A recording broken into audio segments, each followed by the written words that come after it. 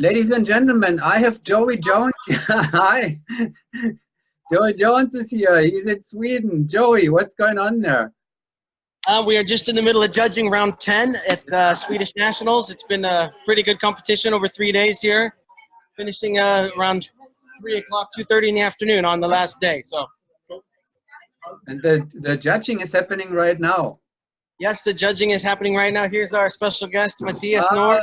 Matthias Nord. Hi, Matthias. How are you? I'm good. Good to see you, man. Thank you. Me too. Same here. You just landed from round 10. Yeah, correct. You just did round 10, right? Yes, correct. we did. Yeah, it's like beautiful day here in southern Sweden, like 30 degrees warm, and so it's nice. Wow. I wish I was there. Yeah. Yeah, it's super nice. So, Matthias, what year did you win your first Swedish Nationals? I'm curious. It was 1997. 1997, and now we're 12 years later. Push it a little bit. 97, no, 2007, 22 years later. Oh, is it that? 22 years later. And how many have you won in the last 22 years? Yeah, I won in 4-way 12. And this, including this one? Yeah, including this. This one. Well, And congratulations. then 8-way and 16-way and stuff like that. Yes. So, but you did not only win. You did not only win in Sweden. You have a Norwegian history too. yes, correct. So yeah, I played with Arcturix from Norway 2008, 2009. So I have the privilege to also be 2 times Norwegian champion. Quite the competitive history, I have to say. Congratulations, buddy. That's very impressive. And you have also a very interesting situation with Echo Chamber because you're coaching them, and then you're also active in the active lineup at the outdoor competitions. Yeah, it's the dream scenario for me. I always thought that the indoor competition, it's indoor. Concrete building and sounds like woo. So it all comes to life for me outdoors. And Martin decided that he didn't want to skydive anymore. So like being a coach on indoor and having the privilege to jump with these guys on the outdoor event, it's fantastic. We're judging round 10 right now. Wow. Joey, what was going on? We just heard this motion. Have a look at this last round on the TV. New score. Who has scored? 10, They're counting 11, right now. 12, 13, 14, really nice 20, 15, 16, 17, 18, 19, 20. Going to be your highest round of the meet. 21, 22, 23. Oh, 23. So, congratulations, buddy. Nice round. Very nice. It was a good round. Clean as a whistle. I'm hoping I will get the videos very soon. Yeah. Actually, it's not so much to watch. I want to see it anyway. Smögen is recovery from knee surgery. So we have been fiddling. We haven't skydived for 2 months together. So, but he's getting better. But we have been really careful with his knee getting out of the airplane. So, like making some funky, stuff to protect his knee. So, and also us being rusty, just not been jumping together for quite some time. So this Chris accurate jumping is not there, but we have one training camp now in August and one in September. So I think some of the stuff that we do right now start to come alive. So I think we will put on a good show in Arizona. Are you coming to the World Cup? Great, fantastic. Yeah. I didn't know. Okay, wonderful. So, he recovered, Smögen came back from that knee injuries, surgery so quickly because also you use your knees a lot in free fall, not only at the exit, right? There's a lot of booty moving. And yeah, but he's the youngest of us. He heals quick. No, but in the beginning we took it really careful, like, you know, pulling and pushing, and now we see it comes together. He's getting stronger every day, so we're looking forward to, you know, get some jumps in this autumn. Then so then you're gonna go back to the indoor lineup until February. Yeah, correct. But this year we're also going to turn some of the training indoor with rigs on with the outdoor lineup. Okay, So like have more continuity before tonight. good. So and Yeah, also, because you know, it looks like you could become an underdog as of bronze medals. You know, we don't know how the French team is gonna be at the end of next year, or we had a meeting actually a couple of days ago, and we decided that we should try to push now. So work a lot, scrape a lot of money together, and you know, because so far last year we did 230 jumps. We only had 16 days of training, and this year we lost a lot of training because we decided to jump at home. And then for 2 months we have been, you know, waiting for Smögen to recover. So this is going to be somewhat, you know, in between year for us. But then we decided maybe go in the tunnel with rigs on all winter, you know, one time a month to be accurate, to put on a good show in tonight. It's a good plan. Yeah. Good plan for sure. The rigs is we did it this year. It's Yeah. hard work, but Yeah. it teaches you a lot of stuff about flying with your rig and everything. I've really found it beneficial. So Yeah, I it's do great. agree. I do agree. And also very interesting now that C4 and Aurora is stepping up, like in the Swedish game here. yeah. Joey's gonna tell us a little bit about that, huh? Yeah, we could probably, I don't know if you want to stay part of that. We can talk about it. I mean, we got the final scores in for round 10. Going into round 10, Aurora had a 6-point lead, and they got a 15. And 6 points back, C4 got a 17. So they lost by 4 points, 14.8 average for Aurora, and 14.4 for C4. That is an upset. Yeah, well, I mean, Aurora lost by 4 points on at last year's nationals, and they had a fair number of video busts. So they were closer than they seemed. They've been they've been doing similar jumps, just around 100 a year. But Aurora's got a 5-year history. I mean, they're showing what they've got.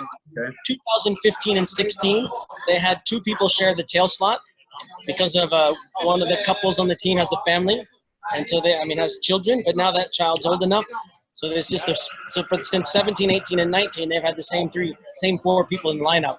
Is it 2 couples? Are you saying there are One 2? couple. It's one couple, but Okay. the one couple had a child and they needed to share being a parent. Now the kid's old enough to let them both jump. So that they're really showing what experience and staying together can do for you. They did a 14.8. They've got Dave as their coach this year. They're really happy with that, making some changes. And I mean, C4 lost 5 points in the first 2 rounds. They had a very rough start, let's say, and they only lost by 4. So I mean, the last 8 rounds were great, competitive. The last 8 rounds been fantastic to watch here because they're so close. So C4 guys are crying about their start because we would have had a jump off probably the way the meet is going, because obviously Aurora could back off at the end with that 6-point lead, but had they been at 1 point or no, it would have just been great to watch. But C4's got some plans to make a few more competitions next year. They might go to Danish nationals. We might put on a tunnel league with Team X, the girls that I'm coaching indoor, and C4, and try to do a little bit more competitions and get them better at starting out the gates like they finished. Well, you can join the World Tunnel League events. You know, Finland is already in and others are in, so that would be a great opportunity. Where does the World Tunnel League get organized? Where is it going to be? Who organizes that? Oh, I heard it's the National Skydiving League. The National Skydiving League. We love the National Skydiving League. Everybody please support the NSL and all of their efforts. I'll get you some information about it so then you can look at it. Yeah, because we might do a couple of meets next year. We're looking at because I'm coaching C4 and Team X, the girls, we've got the opportunity to try to do a meet every time we have a camp and invite these guys and everybody else and No, So it could be that's why we have it for exactly those reasons. You know, it's already in place. So I'll get you Good. some information about it. So what about Edge? That was also one of the medal-winning teams in Sweden. Well, Edge and Team X have put their focus towards indoor. Yeah, Yes. I know Correct. Edge is still jumping, but they're not very serious. They do like one weekend per year or something. And Mats in Edge maybe not gonna jump anymore. So I don't know. So, but for sure they're gonna compete and develop in the indoor game. And Team X is only indoor any longer. Only indoor now, yeah. I mean, Aurora is going to compete at the indoors, but they said they're an outdoor team, and that's their focus. Their focus is outdoor. They want to keep it outdoor, and they are going to compete at the indoors, but with very minimal training, saving their resources and time to go outdoor.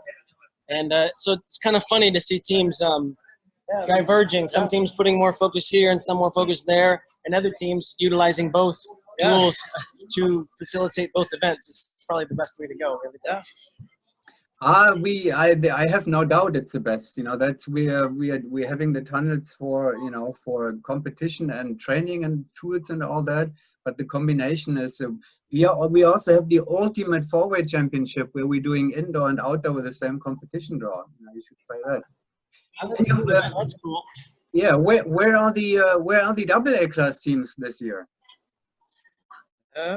I'm a little bit disappointed actually, because it seemed that we had quite good progress with the younger teams coming into the sport and, you know, started developing, and then this year it's been like less. So we are seeing if we can get some motivation into the teams and get them competing in the tunnel, and, you know, get them to skydive too. This year's, to be fair, this year's nationals is at the far end of Sweden.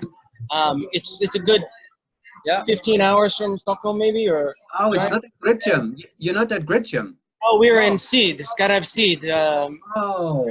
In Skauna. You see them when we. You can see Denmark from the plane. Yeah. It's almost Denmark down here. It's very far from the main skydiving centers of Stockholm. So that explains to a certain extent, yeah. Certain extent that you've lost all of your local teams, all the local Stockholm teams probably. And it's midweek. It's a Monday, Tuesday, Wednesday, so it's not even surrounding a weekend. There's something that could probably be done to facilitate a little bit more lower rookie level, double A level involvement, but that's for the Swedish Federation and the old school guys here to try to help work on. You people into the sport loving it. So come on, you boys. Come on. Congratulations. Congratulations to the boys. Yeah, hi guys. Congratulations. Thank you. Thanks. Yeah, go ahead. Yeah, well, as you know by now, we're done for the day in the competition, and yeah, it's good. That's Ulf Gillienbeck, by the way. So, you know, one of the Echo Chamber members. Again with the new knee. Yeah, that's Smirk and the new knee. How was your knee in freefall, man? That was quick recovery. First day was a little bit tough, but it went better after. You're great. Yeah. When was your surgery? 7 weeks ago. Oh gosh. Okay, what did they do? Did they open knee, or what did they replace? A small. It's hard to explain in English, but Oh yeah, we're looking for the word. No, it wasn't open surgery, but they thought it was an easy surgery, but then they found out a lot of things in the knee that they had to fix. Yeah. Well, we are glad you're back and in action now. Congratulations again. That was quick recovery, and, you know, happy to see you back there. That would be great. We will see you in Arizona. Yeah, fantastic. I just heard that you're coming to Eloy, so wonderful. I look forward to that. Yeah, wish for good weather in Sweden this autumn so we can jump a lot. Yes. Yep, very good. Well, I'm not going to hold you up much longer here. Go celebrate. You know, that's next in Sweden. I know that. So have fun with that and enjoy. Joey. I'm coming back. Thank you, guys. I appreciate it. Bye. So I think that about wraps it up here from the Swedish Nationals.